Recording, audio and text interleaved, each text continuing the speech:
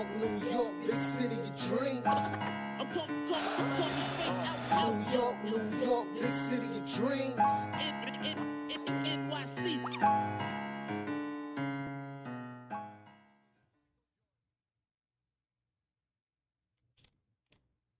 All right. Here we go. What's going on? This is Jay Ellis from Nick of Time Show. Here to give you that Knicks talk just in the nick of time. And it's time to talk about a Knicks win versus the Nets. Knicks finish off the season beating the Nets once again, 113 to 105. Cal Bridges started for 6 seconds to keep his consecutive game streak alive, and we mostly had all bench players playing today. Precious Shua giving you 18 points, 9 rebounds. Deuce giving you 17 points, 8 assists. Payne giving you 21 points and 7 assists. And Landry Shamet, our sniper, giving you 29 points on the night. I'm gonna be honest with you guys.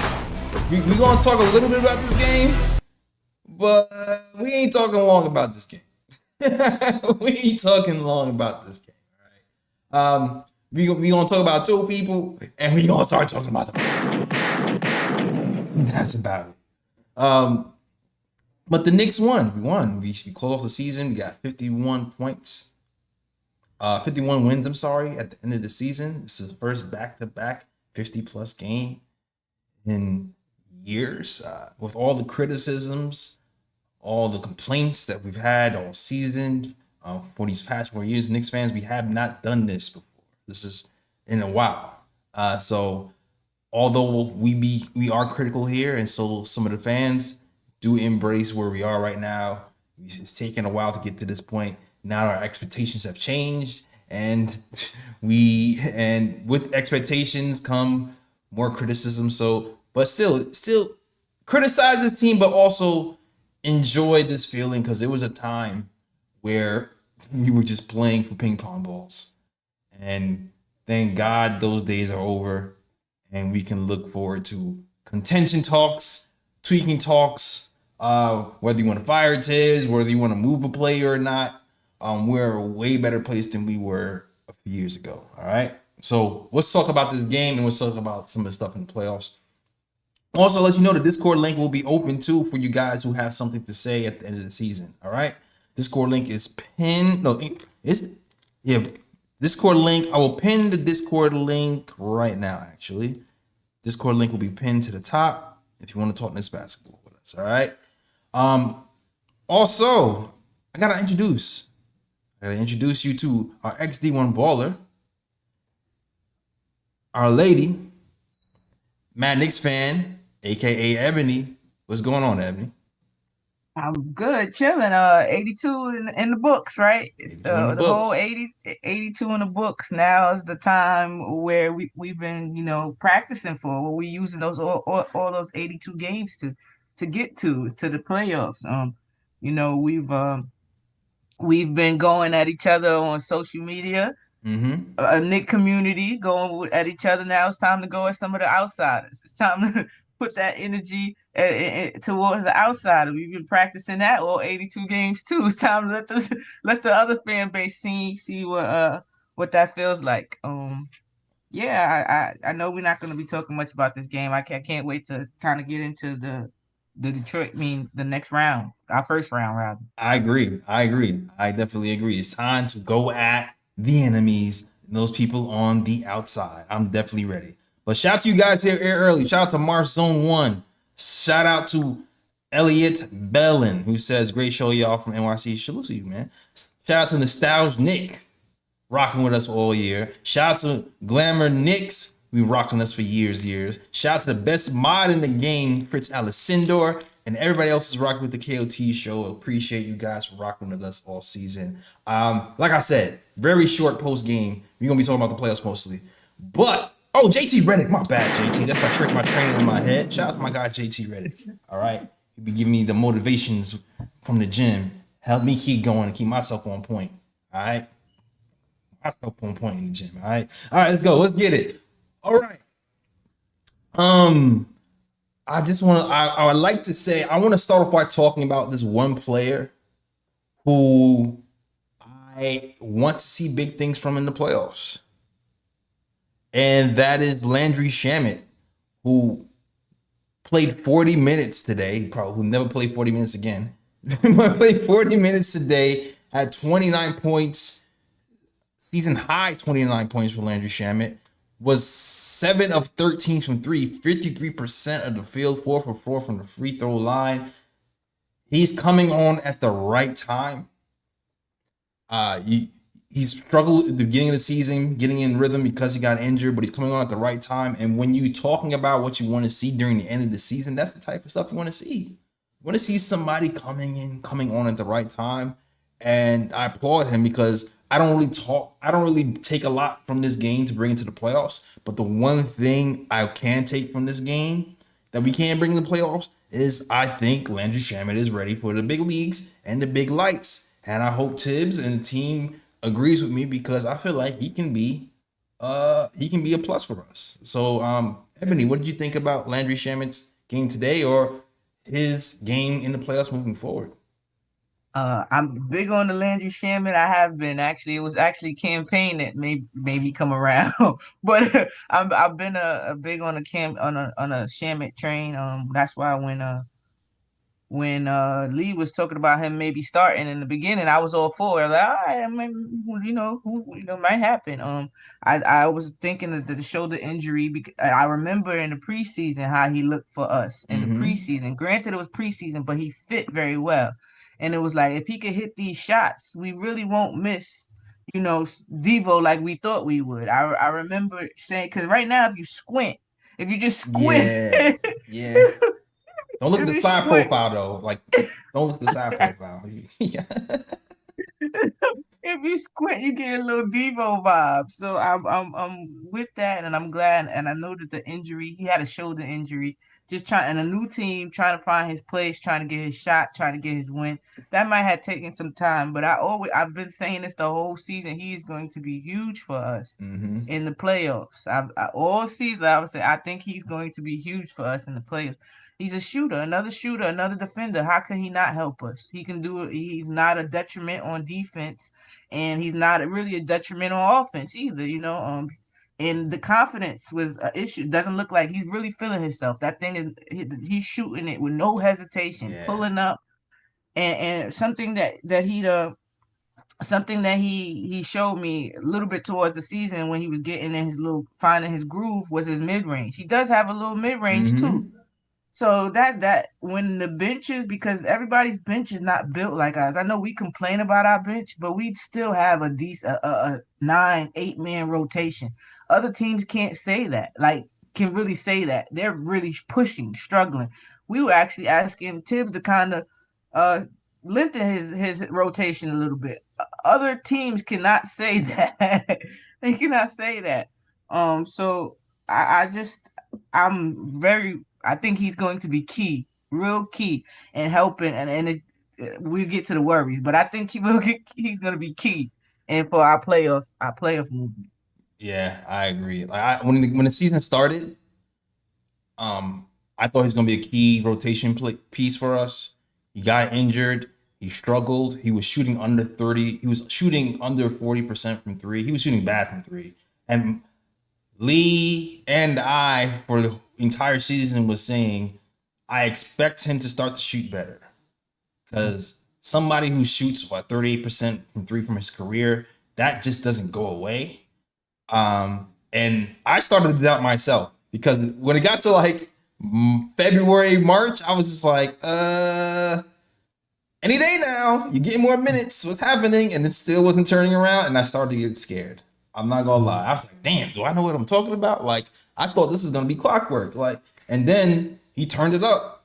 He absolutely turned it up. And I think he's back up to 38% from three on the season after struggling for most of the season to find his rhythm. And even like thoughts of like, damn, maybe we should move Shamet next season.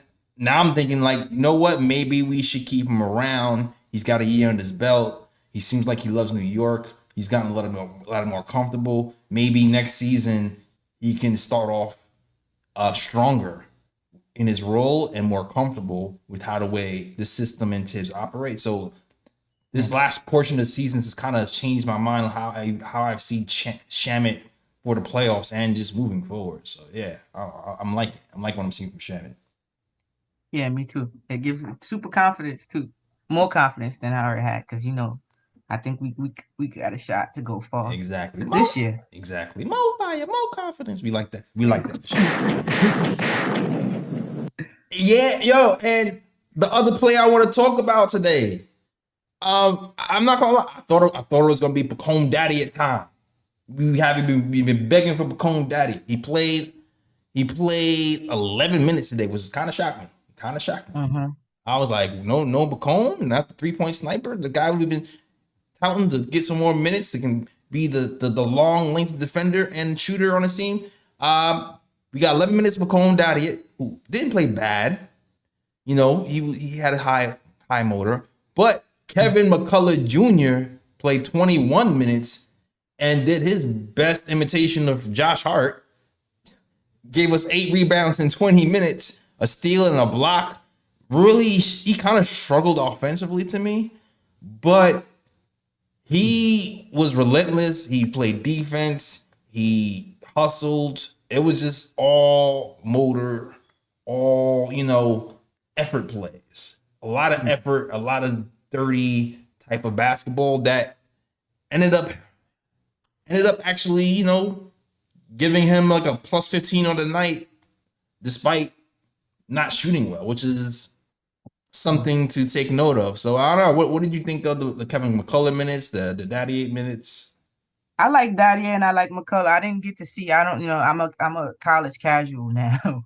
When it comes to b-boy, I'm in and out with it. But I know from from the stories and things that I've been following him, that he should have been a lottery pick had it not been for injuries. Right. And he's been a two-way player his career. So he is a two-way player. He hangs his hat on defense, can be a scorer, has a big body. And we kind of, I don't want to say lucked out, because I hate saying injuries, but because of the injury and that's how he fell to the Knicks. Mm-hmm. But I'm cool. I'm all for the growth. Next year, I truly believe him, Pacone, those are our rotation pieces. That's our bench pieces. If we keep shamming, I would like to do that too. But I think that our rookies slide into those rotation pieces next year, because we do have a lot of them. That's the joys of having a good team. We were able to take these chances on these high risk, high reward type of draft picks. I'm super excited to see their growth and see them next year play, because I think we stole some. Yeah, it kind of reminds me of when the Denver Nuggets drafted Michael Porter Jr. because he had the backpack. I always said, I've been saying that for like 2 years now, Jay, how I wanted the Knicks to be in that position where we don't have to depend on the draft anymore, but we can just go and get the Michael Porter Jr. People always talk about why we didn't get Michael Porter Jr., which is why I remember the context around it. Mm-hmm. Is because we couldn't take that chance. Right. We didn't have a Jokic and Murray and those pieces. We didn't have that to say, oh, we still can win without this pick. We needed that pick to make something happen. Yeah, we still kind of blew the pick though, but neither here. Look where we at. Did we blow it? Because look where we at. Yeah, I mean, we draft. I think that was Kevin Knox. That was the Kevin Knox draft. So it might have been. It might have. Blew that pick to me. I'm sorry. It worked out a little bit. I mean, it worked out in the long run because Leon Rose came here and did his thing. But that year of picking, I can't get on that train. But I feel you.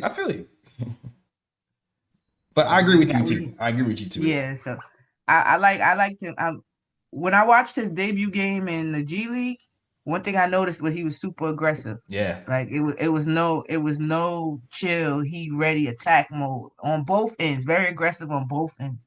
So it seems like he got a little dog in him, and I like that. Like you said, mentioned Josh Hart at this age, and he already has it. Got a fan of me. Yeah, yeah, not for sure. Had a couple of triple doubles in the G League. It made you think, okay, maybe this is why he's playing over Bacone. Maybe Tibbs and these guys. Maybe it's just because he battled back from injury and he hasn't had as many NBA minutes. That could be it as well.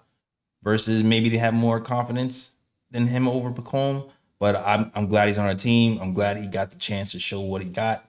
And yeah, we'll see what happens with him and Bacone next season. Whether they make crack a rotation or get a couple of minutes here and there, we'll see how that plays out. But we got some good young guys to keep an eye on with their development. All right, a la Deuce McBride. Facts. They might just be on there, kind of like Deuce McBride, where they want to hold them out, not show too much, get that good contract, not have competition, whatever, Right. they do. However they do that would get the youth to get into good contracts for the team. It might be something else. Not to show the world everything too fast. Yeah, exactly. See him busting some behind in practice, then lock him up for 3 years, 12 million. And out of nowhere, yeah, facts. And then we do our thing. So maybe that's what's in the works with McCullough. But Greg Bain on McCullough, Precious Achiuwa as well, have you 18 points.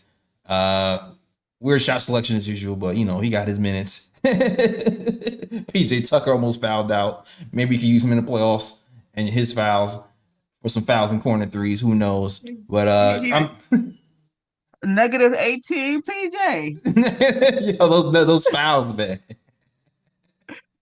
Those fouls. 18? Yeah. Second game of the season. It'll get you a negative 18. I mean, against scrubs, but against the Nets, come on. He's a coach. He's a coach. He's the coach on the bench. He paying him to coach on the bench. That's what it is right now. We got another coach. Oh man. Woo. Negative 18. Negative 18. Yeah. Wasn't pretty, but we got to see him. That was cool. All right, cool. Whatever. Knicks win. We beat the Nets again. Not a big deal, but a big deal because I hate the Nets. So once again, enjoy the ping pong balls. Hope it all goes bad for you. All right. Let's get it though, Ebony. Let's get it. Let's talk about the playoffs. All right. Yo, Ebony, I want to start off talking. I want to get you.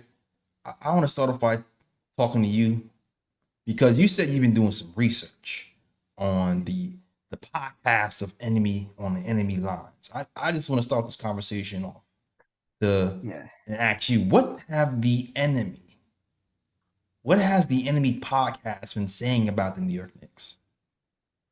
They sound like us when we first made the playoffs. Exactly, they sound exactly like us. Maybe overconfident. Banking on the series. Like, we just won the series. We got this in the bag kind of vibes. A lot of things that they're saying about how that they have the best player on the floor of the series, but then the more level-headed ones say they say that too, but then they say, but the Knicks have the better everything else after that.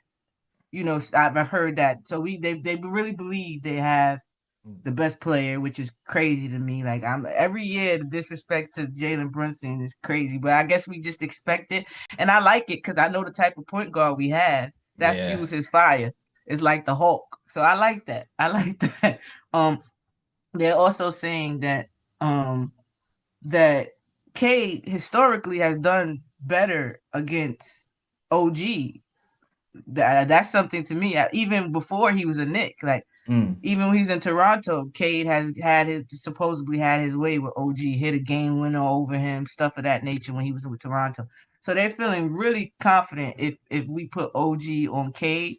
The one person that they did say that they thought would give Cade a problem defensively or being annoying to him was Josh Hart, because supposedly Cade has an issue with the shorter, stronger player like the Marcus Smart, the Nimhart, that type of player that kind of annoys them. He's a great player, so even his bad games are going to still have numbers, but it was more difficult. It wasn't as efficient as he is normally. So they believe that'll happen. And another thing that I noticed, they did not mention Mitch. Like, we held them out so much that none of them, even the beat writers, mentioned Mitch. So when they spoke about how they were going to beat us, how Stu was going to shut down Cat and Durant was gonna get all these offensive rebounds, and Cade is gonna kill in the paint, and this and that. Not once did they mention Mitch in Yeah. that paint. So they're going to be in a real big they're in for a surprise. Yeah. They're in for a big surprise because I don't even think they remember or know the impact or whatever the case may be. But I've listened to a couple podcasts and none of them have mentioned the impact Mitch makes on that paint. So that's why I said we were playing chess when we held him out versus Detroit. It I really agree. was. Yeah. So like, I listen. We can start off talking about Mitch, because I feel like that's going to be a big point of contention for us. And one of the things that I have questions about, even moving forward versus Detroit Pistons, is how do we deploy Mitch versus the Pistons? Because, like you said, we've never played Mitch versus the Pistons. When they talk about the offensive rebounds, Mitch is one of the biggest offensive rebounders we have on his team. He's also a good defensive rebounder on his team. He's also a good defender on his team. So it's like when we're watching Pistons, Knicks, and we seeing how Durant is gobbling up these rebounds because the Cat doesn't really know how to do positionally. You swap that out for Mitch, and a lot of those issues go away. So one of my questions I think about is like, how do we deploy Mitch? Because right now we deploy Mitch as a big off the bench. How many minutes are we going to elect to play our two big lineup? Is this a team you want to play a two big lineup with? Like, that's another thing we're gonna get to why I'm not worried, because Detroit has a lot of matchup, like moving pieces. It's either ors. So Holland had a decent game against us. He's a good two-way young guard. Isaiah Thomas is not. He's a good defender, but not the best offensively. We didn't force him to shoot. So does that come a problem? Do we make them decide offense or defense? Same thing with Stewart. Stewart and Durant. Durant was getting us on the offensive boards and the offensive, but he was getting killed defensively, really, right? Right. So they put Stewart on Cat, and then Stewart kind of neutralized the situation, but he not good on offense. He didn't give you the offensive rebounds. He didn't do that in that game versus a. So, dude, is that another moving piece that we forced them to have to play? Do they really want to play Cade on Jalen Brunson? No. That's something else that you get what I'm saying that is going to have to do. But I think that's why the game before against Cleveland, why Mitch played the whole first half, is because we are going to deploy that 2-man lineup, and we know we're thin in that position. So get your cardio up now, Mitch. Yeah. Because we're going to deploy that. I think that's the best bet. To be honest, again, they're banking on Cade getting whatever he wants, and that's why I love the game that we just played. When you look at how they beat us, Cade had 24 points, and they only hit 8 3-pointers. 8 3-pointers they only hit, and they still beat us because we didn't force them to have to shoot threes. We didn't force the people that can't shoot to shoot. We allowed them to get in the paint, really. And it was nobody really there to show resistance in that game. Right. So it was kind of smoke and mirrors in that game.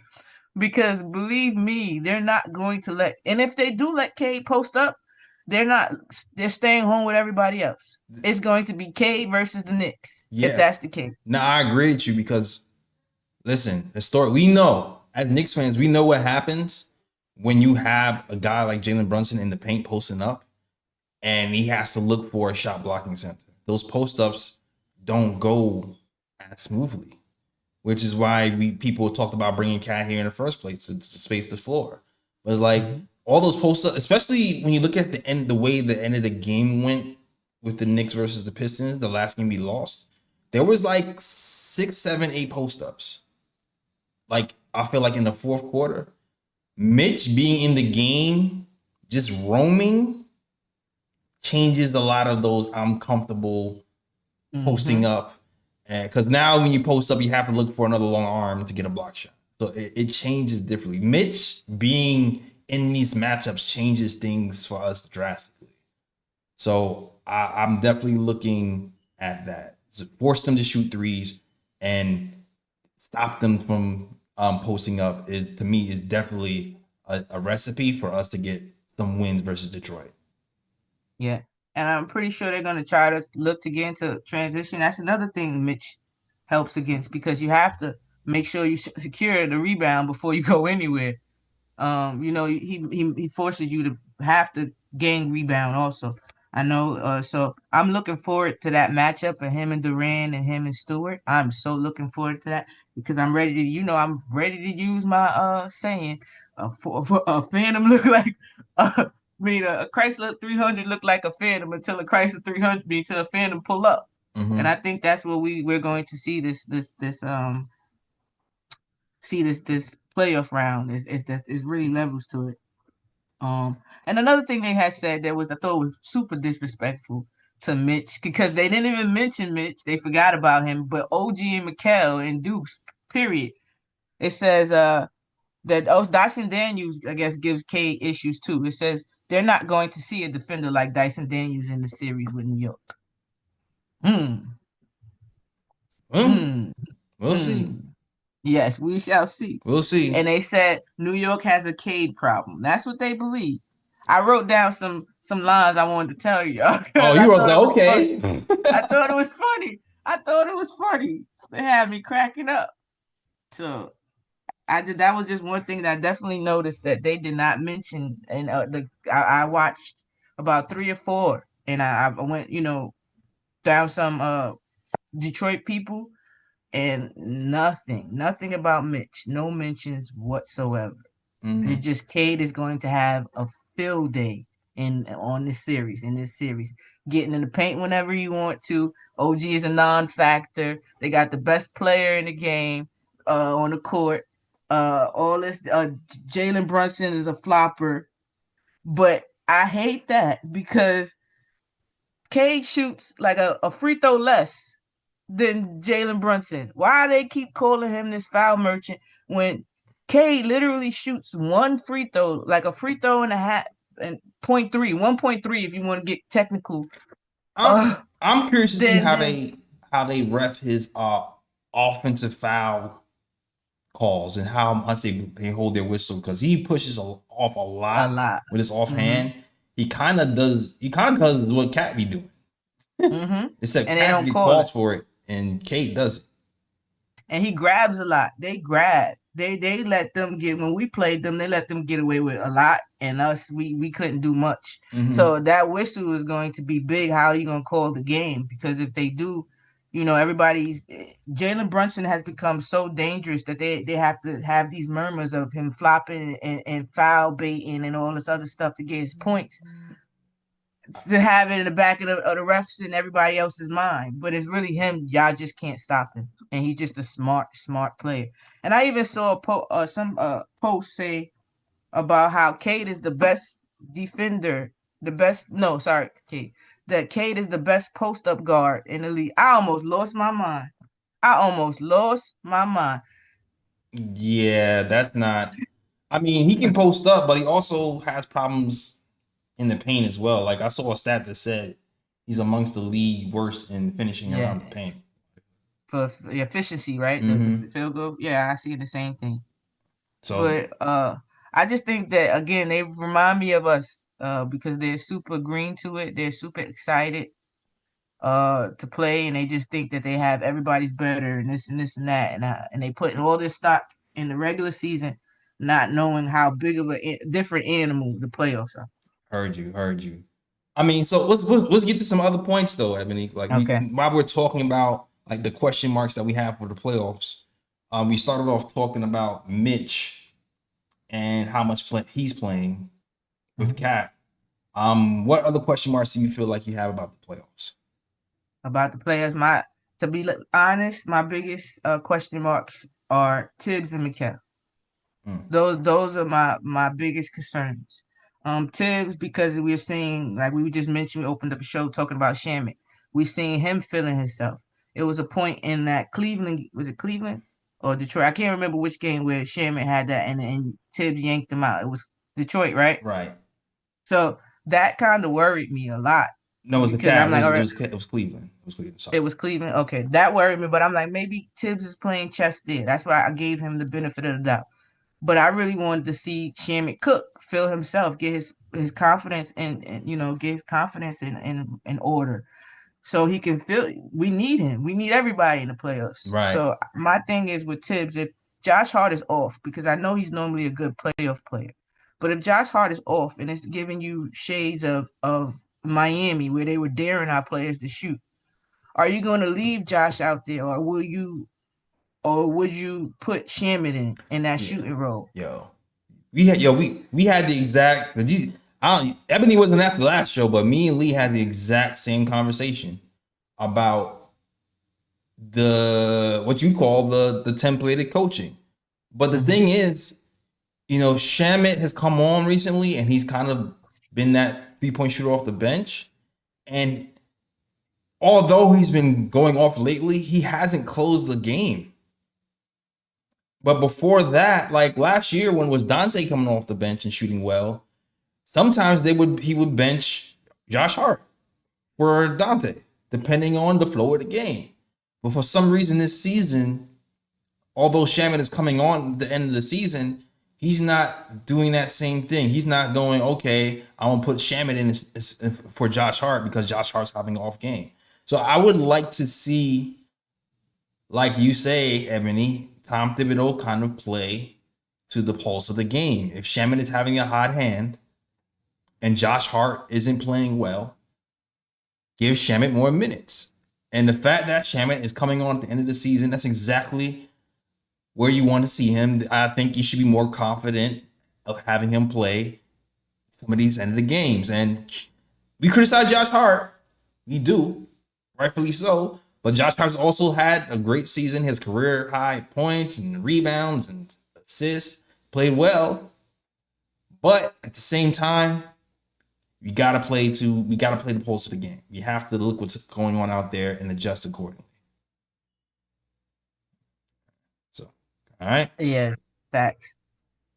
Cool. Facts. Listen to the game, Tibbs. Listen to the game, Tibbs. All right. And you talked about Mikal.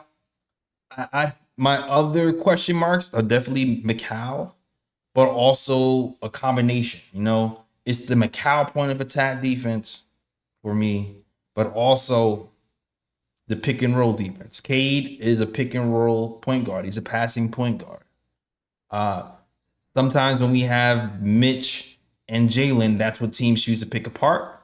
We're going to have to find a way to rectify that. We haven't done a good job of doing that all season. At certain points of the season, we were pre-switching to avoid that and involve OG in those pick and rolls. Maybe we go back to that. Who knows?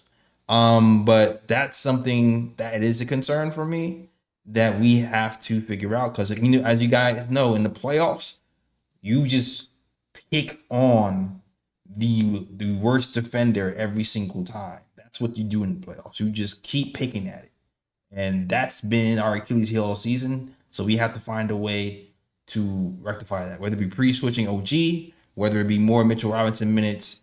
But we have to figure out a way to rectify that.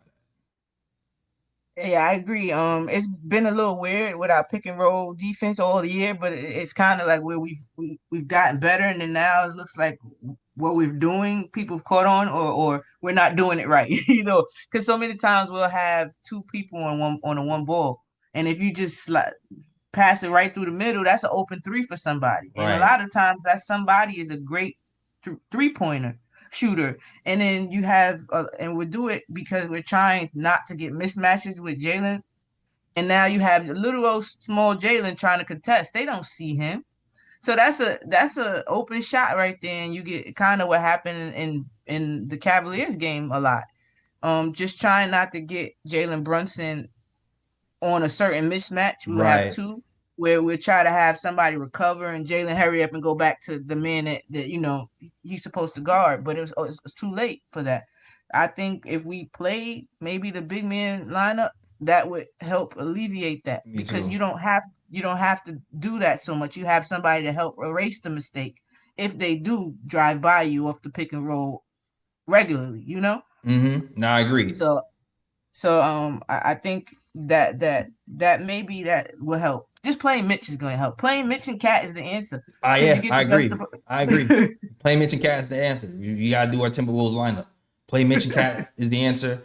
Like you said before, these Detroit Pistons, they have a bunch of non-shooters. Hide Jalen Brunson more on the non-shooters. Play Mitch and Cat together more minutes, and maybe that Rubik's Cubes can be solved for this series. For sure. For sure. All right, all right.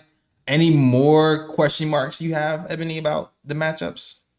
But well, just speaking of Mikal, my issues again is his the late game antics. Like he did hit a game winner, but it's been more panic than game winners to me. In certain situations when we need him, it's almost like panicked, some almost, but with a straight face, because Right. he doesn't have really a facial expression, but his play looks very panicky at times. So yeah, I just need him to read. He need to read the game too. If you're hot, just keep going. Stop with the fading away. If you're not hot, stop fading away. Get to the line. Try to get your way, work your way back in the rhythm. Also, I shout out to my guy D Black from Twitter. He posted a video of Mikel's. I didn't notice this. Mikel's angles after he gets beat, and they not. Oh, that was terrible. That was pretty terrible. It was a pretty terrible angle. So again, just stay locked in. Mikel's focus and aggressiveness is a real big question to me for this playoffs. It's funny. I feel like he's done well versus the Pistons offensively. So yeah, I do agree that his aggressiveness is a question mark offensively, but I feel like I'm even more concerned about that in the second round.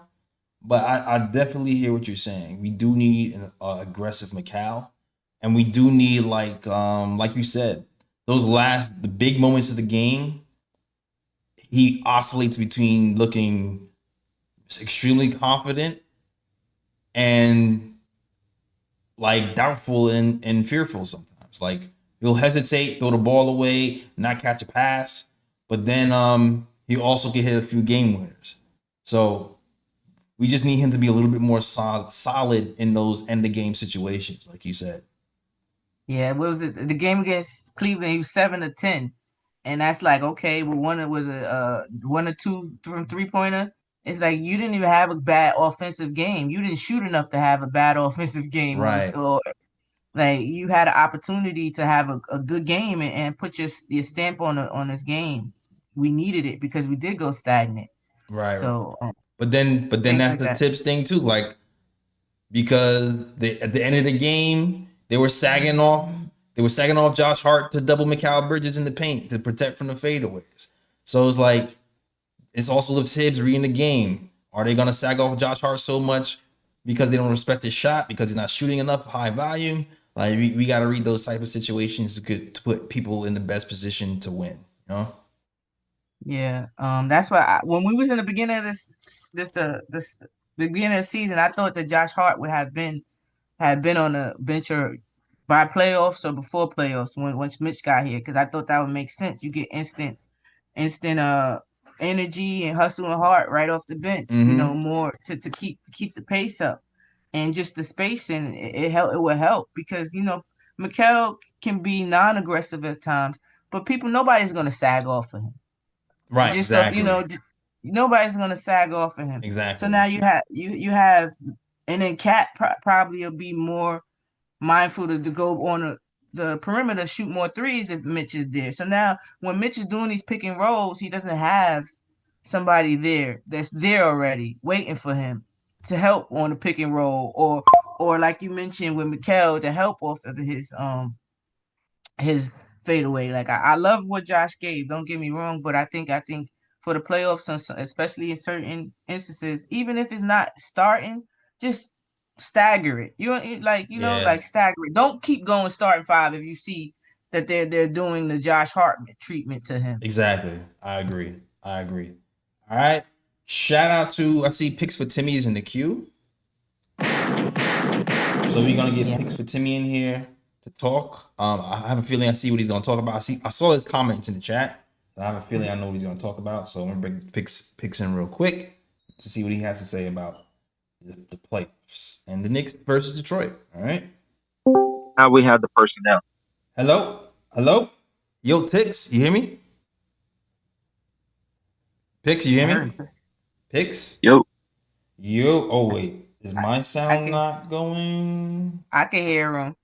Yo, Pix, we can hear you. Hold on a second. When he said something just now, I heard him. I'm sorry. You know what it is? My mic isn't. Yo, can you hear me? Yes, we can hear you, Pix. I'm sorry. Just start talking. I'm sorry. It means we can.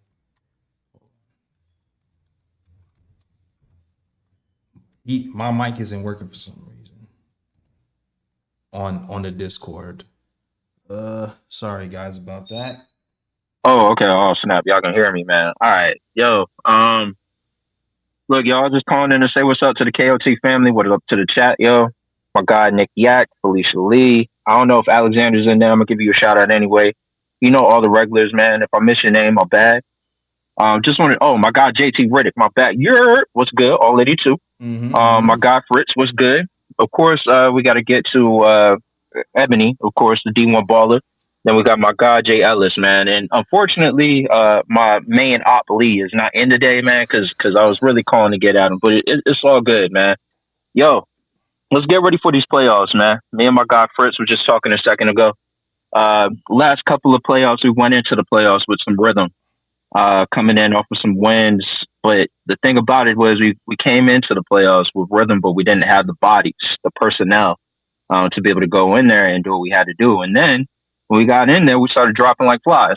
So, yeah, I'm really looking forward to seeing what OG can do for a full playoffs. Because what he did last year against Philly, that was awesome. It was great having him. And then you're going to have Mitch, hopefully able to give you 25 to 30 minutes a game. Amazing. And you're going to have, additional shooting from the 5 or 4 spot, wherever you want to throw Cat at. It's great.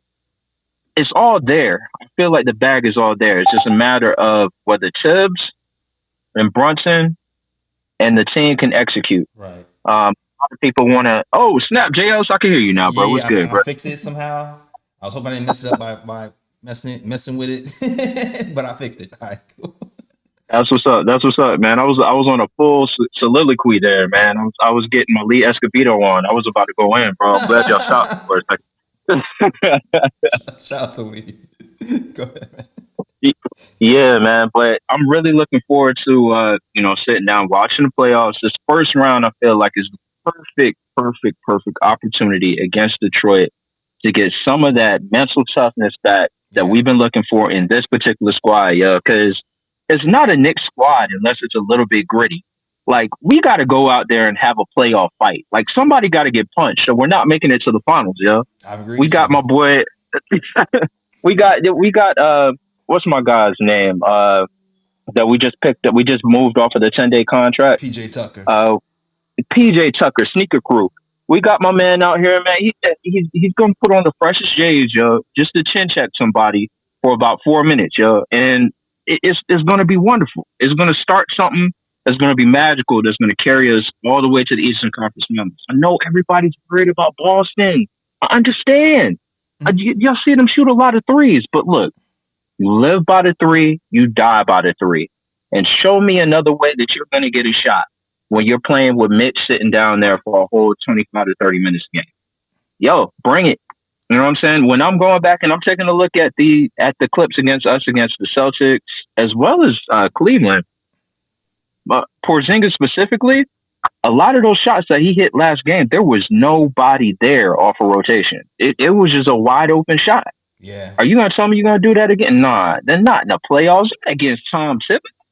No, that's what he does. He coaches defense. They gotta play defense. Man, even when they gotta play defense. They gotta play it. Josh Hart gotta, figure whatever's going out. I don't know if he gotta go argue with Tibbs again, but we gotta get it going, man. This is not, we're not gonna do a Miami Heat Josh Hart series. We need that Josh Hart Philadelphia 76ers back in the building. And Josh has been off and on. He'll give you a triple-double now and then. We're just looking for him to do something with the open space. So if he's going to look, and my thing with Josh, if he has an open 3, you can take it. Don't hesitate. But if you don't want to take the 3, do something immediately and don't wait. You don't necessarily always just have to take the 3. you can drive in. That's fine, but don't sit there with that amount of space and just not do anything.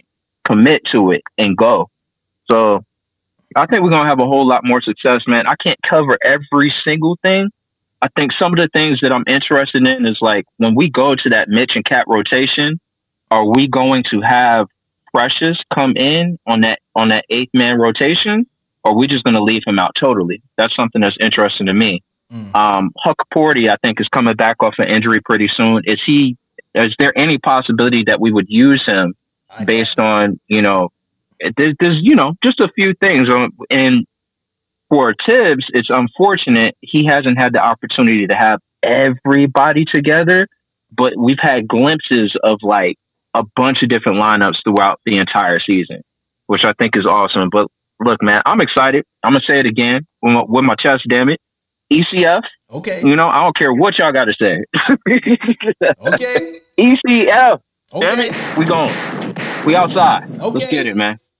I was the one that put finals. I'm sorry, I jumped out the window, but it's okay. It's okay though, because I truly believe we play like a team and we can keep our team together, one piece, one band, one sound, man. One band, one sound. Okay. Okay, Nick Cannon. Yo, I'm gonna say this, yo. Shout to picks. No matter every post game show, no matter what we talking, what we saying, for the last, I feel like 2 weeks, if you look at all the comments on every post game show for the last 2 weeks, you just see picks for Timmy and you see ECF. Picks for Timmy, ECF for like 2 to 3 weeks straight. So if anything, he is consistent. But the toughness part is what I feel like would help us get there. I will say I was for those of you who watched the last post game, I was pissed. I was really pissed. And I wasn't pissed about the Celtics loss. But the Cavs loss, up 23, no Donovan Mitchell, no Hunter, it pissed me off because we did not play with the toughness I thought that we should be playing with to beat a team like that we're capable of being. And that's the type of toughness you need to get to the ECF. So in the grand scheme of things, that means nothing. We can turn it around in the playoffs. But I want to, you're going to have to turn it around in the playoffs. You're going to have to show me some toughness. Because at this point in the season, we're like bottom of the league in defensive rebounding. We don't close out religiously all the time. We have some flair. We have some holes in our defense. And I'm hoping to God that Tibbs has watched so much tape and gets into them and lets know what's at stake, because we can't have that type of showing in these playoffs for sure. Yeah, that's one of the things I love about the playoffs. One of the things I love about the playoffs is you could just lock in, lock in on one team, lock in on the player you're supposed to be guarding, trying to find out their tendencies and things of that nature. I just saw a clip from about PJ Tucker saying, why is it you just got asked, Alan Hahn asked him about why he was just, why is he the voice of the locker room when you just got here? He said, because nobody else wasn't. Nobody else was. That's what he said. Nobody else was. He said it's kind of the same role he had in Milwaukee. It wasn't a voice until he got there. So that's big. Like you said, PJ is being paid to be a coach. But if we need that toughness, if you need to hear it from your peers rather than your coach, you get what I'm saying? Like your coach and your peers, you like, all right, this OG, he done seen it all. Like he done played with some superstars. He's seen it all. Like maybe I am bugging.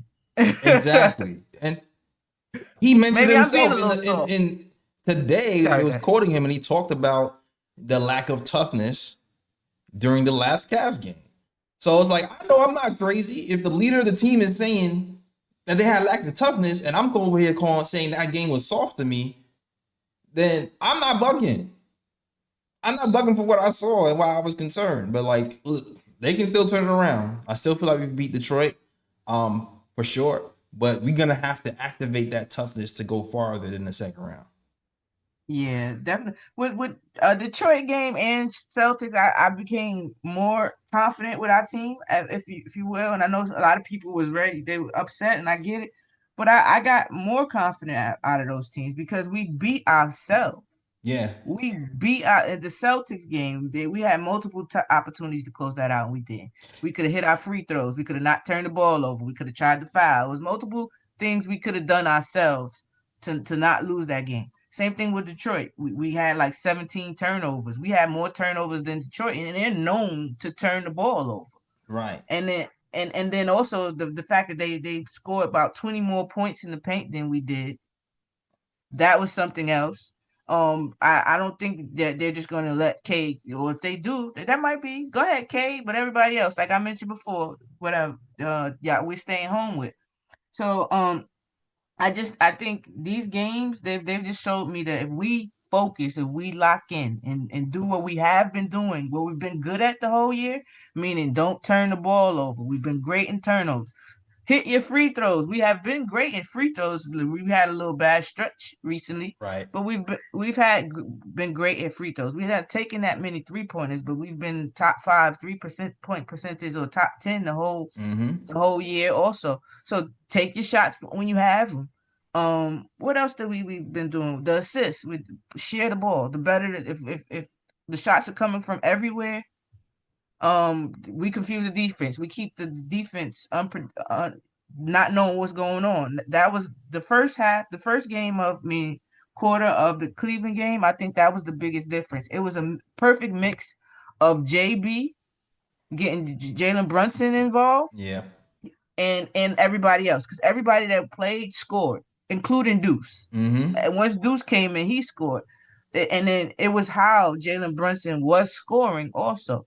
He was not always in front of the ball. He wasn't always the ball handler. Mikal was getting in on it. OG was getting in on it. I think Mikal had like 5 assists in the first quarter type vibes or whatever it was. So yeah. And then they put JB off ball, let somebody else create for him. So it kept Cleveland on their toes. Yeah, I agree. And we can use some of that. And it's like part of the success that's what's happening with Jalen Brunson out. I feel like we still haven't found the correct mix to mix all that together for like 4 quarters. And that's what we're gonna have to do to be successful in these playoffs. Like find that balance of having OG has these big scoring nights. I saw there was like during the Cavs game, I think, where OG ran the bench. Cat and Jalen Brunson was on the bench, and OG was out there with the bench unit, and I was like, all right, cool. Maybe we can get some of the vintage OG that we was getting when Jalen Brunson was out. Like, and he didn't score big minutes. He didn't score a lot when that happened, but like he got a lot of good looks. A lot of shots went in and out. So like even though he didn't score in those moments, I'm like, it's still there. It's still there. So things like that we can kind of play with in the playoffs to be successful. And that's some of the things I'm kind of looking forward to. Yeah, that definitely. It just team. My whole thing with us is just the team atmosphere. Just work as a team on both ends. Again, like Sherman mentioned about Cat defensive principles. I've been saying it too. He has bad defensive principles, but it's just all about staying locked in the game, like positioning, just being in the right position. You don't have to be the fastest or the strongest to play defense. I think PJ, that's somebody he really need to like put under his wing, because again, PJ has not always been the strongest. He has not always been the fastest. He was just a very, very smart, fundamental player. He knows where to be. He knows how to read the game, and I think that's what Cat is lacking. So that's another concern. His reading of the game on both ends, because I just thought it was defensively, but now I'm seeing it's both ends. Yeah, he has. It's funny because Cat also, Cat's had a really good season offensively. He's had moments defensively where I'm like, okay, maybe there's something here, but it hasn't been consistent. But when he's been really, really good, his passing has been elite. His shooting has been elite. And during the Celtics was probably the best post game I've ever seen Cat have in a Knicks uniform. Defensively though, like it's still needs something to be desired. And I felt like when he started to pull apart towards the end of the year, those outlet passes that led to easy fast breaks in the beginning of the season, towards the end of the season, those outlet passes were rushed and turned into turnovers, and he kind of has to kind of clean that up for us to be successful. The turnovers. It's really the turnovers with And Cat. fouling. And fouling. Yes. Even the turnovers with the foul. It's like turnover, offensive foul. Oh, wait, now he has 4 fouls and another turnover. It's like, we got to clean that up. And I don't know if he's like strength wise, like he doesn't get low enough to generate a lot of strength. So he does a lot of pushing to try to get position a lot of times offensively. I see. Even when he's trying to post up, he never really gets deep position on certain folks. You just see him, out kind of mid range area. You're like, that's not a post there. Yeah. You're not posting over there. Well, he's trying to do his little Dirk thing. Like he's been trying to do that mid post Dirk fadeaway. It hasn't all the way been working, but yeah. My bad. Keep going. I just need him to read the game a little better. Just make it. He to me again, another person working harder and not smarter. The 3-point, you're the best shooting big. We've heard it for years. Be the best shooting big. They have bigs that want to rebound. They have bigs that want to protect the paint. Take them babies right out. And that's another thing that might be a problem if Josh Hart is next to him. Yeah. The big might not be on him. Listen, we might have to, if we're not doing Mitch, Cat, maybe Shamet. Maybe if we have Shamet in there, we'll have actually true 5-out offensive system, and Cat and JB might feast in a situation like that. That could be a nightmare. That's something we really haven't seen all season, really. Like, we haven't had a real 5-out lineup all season. Whether it be Shamet, whether it be Deuce. We haven't had a 5-out lineup all season. Mm-mm. And it's kind of limited our pick and rolls and pick and pops with Cat and JB. Mm-hmm. And it's kind of limited how they play Cat. Like, they've been able to cheat on Cat a lot more. So that's also something to look at. Yeah. But I'm as concerned. That's probably my concerns that I could think about. Just us being ISO heavy. I don't want to see that all the time. We work best when everybody's involved, right? And you don't know where or how. It could possibly go back to Jalen Brunson, but you don't know how. Right. It's not straight. He got the ball trying to create for everybody else. Exactly. Keeping it.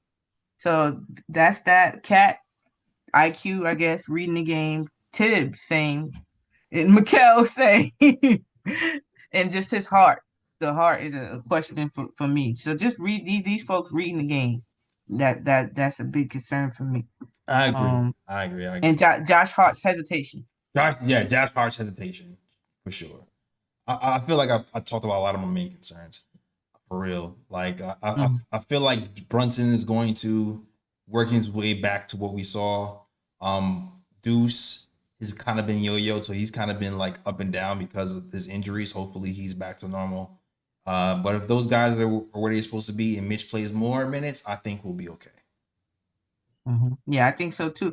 And again, I'm gonna read you some of the stats real quick from the last time we played Detroit. So these are some of the stats that where I walked away like, all right, I think definitely we're going to get this series. That we fouled a lot. They fouled. Well, historically, if we're going by the regular season, Detroit is a team that turns the ball over. They're not shooting that many threes. They're like a 2 spots ahead of us when it comes to 3-point attempts. They're I believe they're a faster paced team. The playoffs genuinely slows down. Mm-hmm. They do foul. They do foul. Free throw wise, I believe that they get to the line, but they're not the top in percentage wise. So, those things to me, and even in the game we played when we were winning, or when they were winning, they let us back into the game with turnovers, and they let us take the lead because they were turning over the ball. Right. So young teams generally turn the ball over. Now you put them in a pressure situation like the playoffs. Those turnovers. Yeah, exacerbate the problem. I feel you. Yeah. So that's another reason I'm not worried. Not worried. I believe we're going to win. And the fact that they just totally disregarded Mitch and they have no idea what they're in for. is and that Jalen Duran dunk and the too little on was it? I think it was JB. I'm pretty sure Mitch, Josh Hart, and OG were watching that very intently. And while I didn't want them to get mad and swing at anybody, I want them to swing on the court with the Right. play, and I think that's what we're going to do. I think they poked the bear, and I can't wait to see how it looks. I agree. I agree. But other than that, that's it. I'm excited to see this series start. Me too. Me too. I'm gonna give some comments. I didn't want that making me scratch my head though. I'm like, wait, what? Which one is that? Shout out to Elliot. He says a five out offense is for lineups where everyone is a playmaker. We don't have the personnel for that. What? Karl-Anthony Towns at the 5 is okay. First of all, okay, we had a lot of 30 assist games this season because of our playmaking. Karl-Anthony Towns is a phenomenal passer at the 5, especially at the top of the key. Jalen Brunson is having his best assist season of his career. Mikal Bridges lately has been passing out of his mind. He's like 7. He had like a 7 assist game the other day. We definitely have the personnel to play 5 out. The only reason I can suspect Tibbs won't go full 5 out is because he might be worried about the rebounding, because Josh Hart gives you the big rebounds, or he's worried about the defensive lineups where we have to go shorter to play 5 out. Those are the two reasons why he might not want to play 5 out. But offensively, yeah, we definitely have the pieces to play 5 out for sure. I think so too. And I seen who was it? Was it Pickford Timmy say that if Cat and Josh are on the floor together, Josh has to push the pace. And I definitely agree with that. I think that's how we help Josh not get Josh Hart. Help let him run the point and allow maybe Jalen Brunson to play back at the defense. That way they can't play off them because you don't know what's behind you. You understand? Like if I'm in front of you, unless you don't know what's going on behind you, unless your teammates are telling you. Right. So how can you really sag off of me? You can go under the pick. Granted, if we're doing pick and roll, sure, you can go under, but where they just sag to the lane for our cutters and stuff, I think that would help limit that. Yeah. Also, Elliot says, I'm a lot of Elliot comments. I do get frustrated with Cat with the drop coverage. He's simply lazy with it. I would have him hedge almost all the time. I mean, you heard me say in this program before that I feel like we get the best out of Cat when he just straight out switches instead of dropping. And they've done that before, and it's been more success than not. I mean, there's been times where it hasn't been successful. Like he fouled Jason Tatum at the 3-point line. That was a bad look. But if you put all the tapes together, when he switched, it caused turnovers for them, or just a good defensive stand. So I would just forget about drop for a lot of the personnel, especially the Detroit Pistons. Like I wouldn't drop them against Cade with the mid range. So I would just straight up switch. Yeah, that might be something to look at. Definitely. Right. Any other comments you want to point out, Ebony? Let me see. I'm trying to Nick, go through I said Cat is 5-time Obi. He just said that Cat gives it just Obi with a better. Hold on, I've seen the other one. Yo, Cat just a bigger Obi topping. Yo, he's a better passer than Obi, and he can post up. That's that's an exaggeration. If you want to say Obi on defense, yeah, then I won't. There's not that much resistance from me there. I see. He's 7 feet tall, so he still has like some. He has more tools than Obi. Oh yeah, I seen Felicia Lee had asked him about Mikal. Makes you think if the jersey is too heavy. Talking about Mikal. Yeah, I've had that question a few times. It's like sometimes I feel like the jersey's too heavy. Sometimes I feel like he needs more time to figure out what's happening. And then sometimes he's a hero hitting clutch shots. So it's like I'm confused with Mikal sometimes, to be honest with you. But I definitely had that thought before. I'm not gonna lie, Felicia. I've had the thought. Yeah, I'm starting to think so. Even when he was with the Nets too, because they thought he was going to be a bigger superstar than it turned out to be, I guess. And they were saying we y'all gonna see, the Nets, the hateful wishing, y'all gonna see. But I was like, he can't do no worse because he's gonna be like the fourth or third option. It should help alleviate some pressure, but it just makes it look like he has more pressure. Right. It's weird. Yeah, I just want him to play better defense. I want him to be efficient on offense, play better defense. And it's like if we have a situation where we're not scoring and he has it going, then shoot more. I think that's the other caveat. Nick, asked Bridges shooting 50 and 60% inside. What's the problem? The problem is aggressive. Yeah. He's not shooting those 50 and 60%. One, in the games that matter most for us. And two, when he does shoot those 50 and 60%, he stops shooting. Like, he stopped shooting. The game of 7 and 10, if you are offense, you got to be our offense. You got to carry our offense. I need you to insert yourself. Find your ways to insert yourself into this game if you are the offense. That's the issue with Mikal. Again, his stature, he's slim. I understand he's slim. They're able to make space on him. But again, his angles at times can be a little off too. So right. That's just it. Just locking in. Yeah, gotta focus. I agree. Percentages are great. We just need to be more aggressive. And defensively, we just need a little bit more from him for defensively against the big matchups, whether it be Donovan Mitchell, Cade Cunningham, or whatever. Like, he's had really good defensive moments, and he's had really good defensive blocks at the end of the game. But, like, we just need some more. We need just more perimeter defense from him in general with certain matchups. Yeah, I agree. Yeah. Other than that, I still he's just wearing on me a little bit because of the pressure situations. I don't like scared players, So he's looking sometimes he looks scared to me. I'm like, is that right? Mikal? Yeah, that's exactly what I'm talking about. Like, the Cavs game, there's a point in the Cavs game where he got the ball and he like immediately looked for somebody to pass to. Like, it was Jalen Brunson. I know exactly the play you're talking about. And it turned into a turnover. and like, that stuff be happening time to time, and it makes you go like, why are you so scared to see what's happening before you just panically make a pass? Like, especially when you're shooting 7 for 10 that night.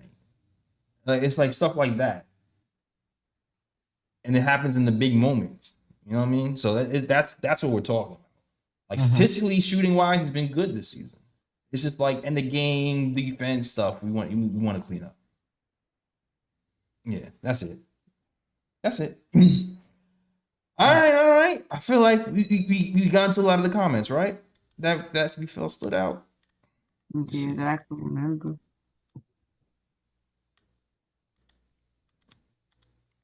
All right. We can end the show now. We're doing the show for like an hour. We can get to the ooh and bruh picks if you have any. Yes, I have a ooh pick because the WNBA draft is tomorrow. So shout out to all the rookies that will be drafted, all that to continue your career. I'm looking forward to see where everybody ends up. So that's dope. With the ooh picks to the rookies, incoming rookies of the WNBA. Okay. I got some bruh picks. My first bruh pick gotta go to Detroit. You can't go around calling yourself bad boys and all this and physicality and toughness, and you don't even want the crowd to come, be in the building. Bruh. Like, what kind of? I don't use that word, but I was going to, and it's a family show, so I'm just going to use the Kobe soft. I'm just gonna say that's soft behavior. We gotta be more clear. Hold on. We gotta let the people know what's happening. Okay, I'm sorry. I see. I'll put you. Go ahead, do your thing. All right, so just so you guys know what's happening and what Ebony's referring to. We already know that the Knicks and Detroit are matching up in the first round of playoffs. And you already know last season Knicks fans took over Philadelphia in the first round to the point where the Knicks fans outnumbered 76ers fans, or at least half and half. Ebony, you were there, so you can tell me exactly when. But we took over. Yeah. Yes, we did. Detroit Pistons, they knew exactly what happened last season, and they wanted to prevent it this season. So what they did was this. They have blocked New York fans from buying tickets in Detroit. Bruh. Not even New York fans. I'm not going to say New York fans. They blocked New York residents from buying tickets in Detroit. All right? So there was like a screenshot that says from the Detroit arena, says important event info. To better serve local fans, this is from Detroit. To better serve local fans to attend the playoff games at Little Caesars Arena, the Detroit Pistons are restricting ticket sales to customers located in Michigan and in certain parts of Ohio, Indiana, Ontario, Canada, as determined by the Pistons and subject to change. So subject to change. Subject to change means to me, if we don't sell enough tickets, we're going to sell them to New York. That's what I read. As customers' eligibility to purchase tickets for this game is determined by the credit card billing address. Which means if you do not live in one of those places and your credit card information is in New York or anywhere outside of that, you will not be able to purchase a ticket. Bruh. They scared. Scared. You can run, but you can't hide. Because, we New Yorkers, we find a way around everything. Yes. So any New York fans in Detroit, we shout out to Phil who kind of mentioned this in the group chat as well. You might have to be our little outlet. You might have to just buy up a bunch of tickets and resell it to New York fans. We gonna pull it up anyway, all right? We pulling up anyway. We gonna do it anyway. We pulling up, damn it. They pulling up. There's already family members in effect. Exactly. We find a way around everything just to go through that length, though. You can't call yourself bad boys and do stuff like that. That's soft. That's soft. Yo, exactly. So I don't know. You New York fans, New York Knicks fans in Detroit. Listen, shoot, if you want to make extra money, man, you know what I'm saying? You might be able to make some extra money reselling tickets to Knicks fans. I don't know. For real. Like straight up. But New York fans in Detroit, get on Twitter. Offer us your services, I'll hand you the ticket price. You buy it for me. You send it back to me, and we can move it that way. All right, that's how we have to do that. We gotta circumvent that stuff. Okay. Facts. I had another bro pick. Now I can't remember because Detroit just that took the cake right there. I was like, are they serious? That is crazy. What? I can't think of my other bro pick. No. That's it. That's it. Because I can't think of the other one. All right, bet. Yeah, that was my bro pick too. So yeah, I had to. I should have wrote it down. Word. It's cool. It's cool. My bro pick is anybody picking Detroit over the Knicks. That's it, bro. Yeah, that's facts. That's a lot of people too. I do have one. I know he's going through a lot. As many of us have though. Stan Van Gundy. Stan Van Gundy. The comments about us, first of all, that's what most people do. You're going to cheer when your team does well, and you're going to be mad at them when they don't. So that comment was crazy. But to call us a front runner, like MSG has not been, MSG hasn't been sold out and had the seats filled, even when we had these crazy seasons.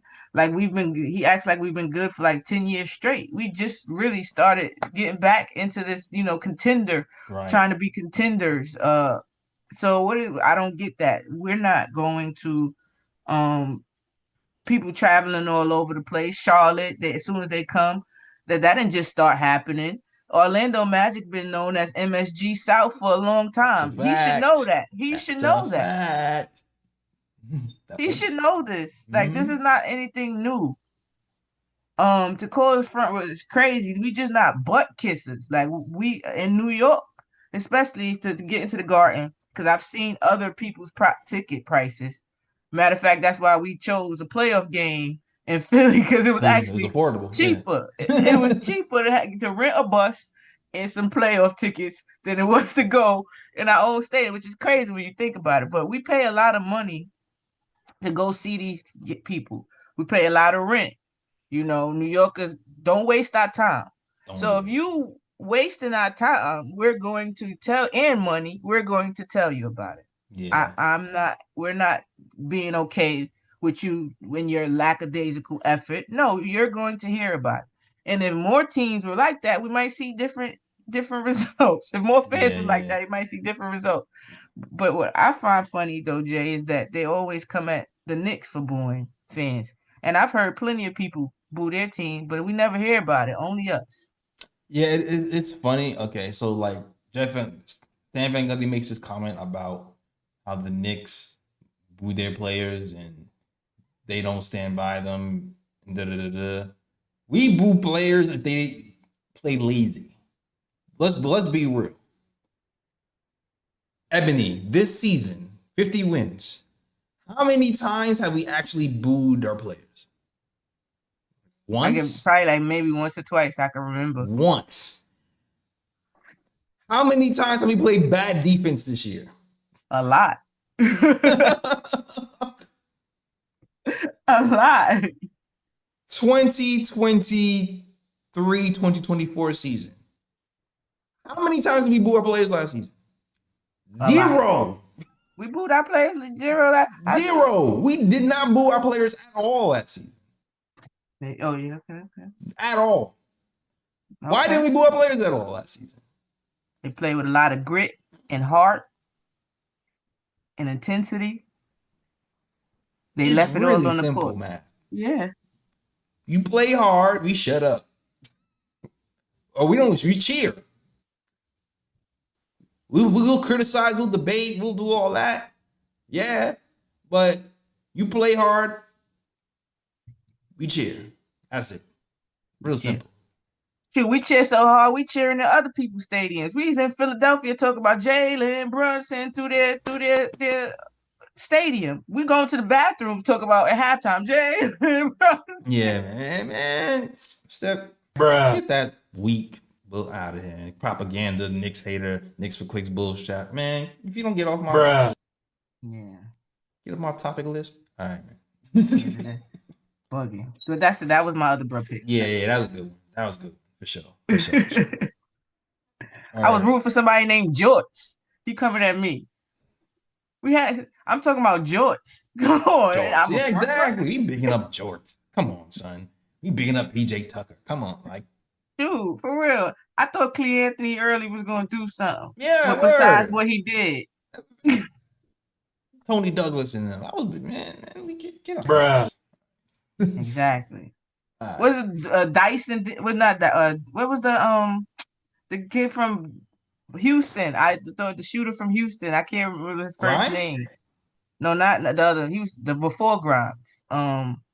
Two guard. Dang, I can't remember. Was it Dyson? It was something. Now I'll be thinking about him forever. I see his face. I used to love him too. I can't remember. It was probably like. Oh, I'm gonna look for it. I can't because I'll be thinking about it for a long time. So, but you can go ahead with the show. I mean, it's time to end the show pretty much. We got the Lou picks and bro picks. It's just time to wrap it up and give you the socials, whatever. I want to know if it was like right after. I think it was like right after Carmelo in that area. Right after Carmelo, shooter. Not Knox. No. I don't know. I'm drawing a blank right now. I am too. This is driving me nuts. I'm gonna get it because I know what high school, what college he went to. All I gotta find out is where he at. Look, they got Quentin Grimes, of course, but they won't. Never mind. Damn, I ain't know it was so many pro players from this college. Yo, shout out to Pix. Pix said we gotta purchase the Detroit pick tickets from a Bitcoin wallet. Yeah. I'm telling you, we're gonna find a way. It's gonna take us long to figure out how to Yes, circumvent that. Yeah, we got to figure that out. I like that Bitcoin idea, Timmy. mm-hmm. Yeah. All right. We're gonna figure it out. Damien, you I'll talking tell about you in the Damien? chat. Oh, Damien Dotson. Thank you. Appreciate 3 whoever that was. dots. Oh my gosh. How did I forget Damien Dotson? I'm ashamed of myself. Yeah, there we go. I used to love me some Damian Dotson. Yeah, That's why I'm me ashamed too. of myself. Thank you, Marcus. Appreciate you. Yeah, that He was said my we guy for a long time. You guys, everybody used to know me as the free dot guy because he wasn't getting me. I loved him. Free dot. God damn it! If he was around for that. Yeah, and like Felicia said, we rooted for Frank. Yeah, I was part of the Frank Hive. I thought he was gonna be something. Yeah. I said he got defense. He got the hard part. The offense got to come eventually, right? Nope, never came. Nope. But that's it. That was my bro picks. Yeah, Damian Dotson. We used to root for. Dotson, yo. Follow me on Nick's Instagram account too. Shout out to Damien. All right. See. All right, yo. That's the show. Thank you guys for watching. Ebony, let them know where you can find you. You can find me here after every Knick game. You can find me on at Mad Knick Fan. You can find me at Twitch, Twitter, Instagram, TikTok. And before every Knick game, we do a space called Your Take Knicks on Twitter. And after, WNBA season about to be in effect. So after every Liberty game, I do a post game called Bowling with the Queens. All right. So that's my handles. That's your handles. All right. Follow her on those places and get the Ebony experience. All right. Cool. You can follow us at the KOT Show on Twitter, the Nick of Time Show on Instagram, and the Nick of Time Show on Facebook as well. Also on iTunes, Google Play, Stitcher, Podcast. Every time you listen to the podcast, you can hear the Nick of Time Show. And yeah, just rock with us, man. We're gonna be here for the playoffs, cheering on our team. So be next weekend. Playoffs start next weekend. So definitely rock with us next weekend for our post-game shows. Also, I'm gonna see if you can probably try to get a show Wednesday, something, doing like a preview show or something. Maybe we should get something like that going. So look out for that as well. Maybe we should have invite some people over. Yeah, like a bigger show. Yeah, that'd be cool. Fritz said Humble in Detroit will be nice on TNT. That's a real facts. In front of that other rub pick Shaq. Yeah, that would be dope, for sure. I mean, they would listen, they thought they picked us to be limited by the 76ers last season. So of course they could pick us again this season. And we gotta do it again. Just prove them wrong. That's it. Let them keep sleeping so we can wake them up. Exactly. Wake them up in the L column, right? Cool. That is the show.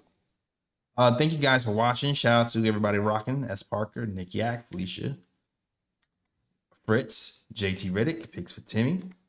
Who else? Sherwin was here rocking with us as well. Elliot Bellin, who's been here rocking with us.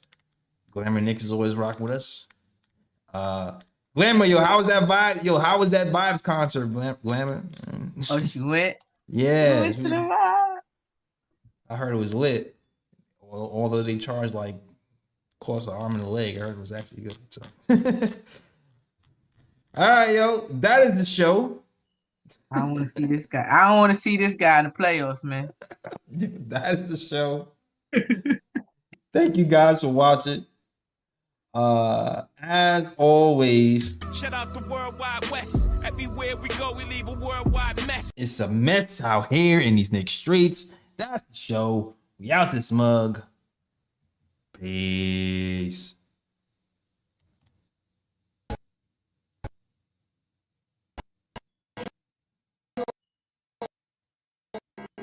Big city of dreams. Big city. Okay.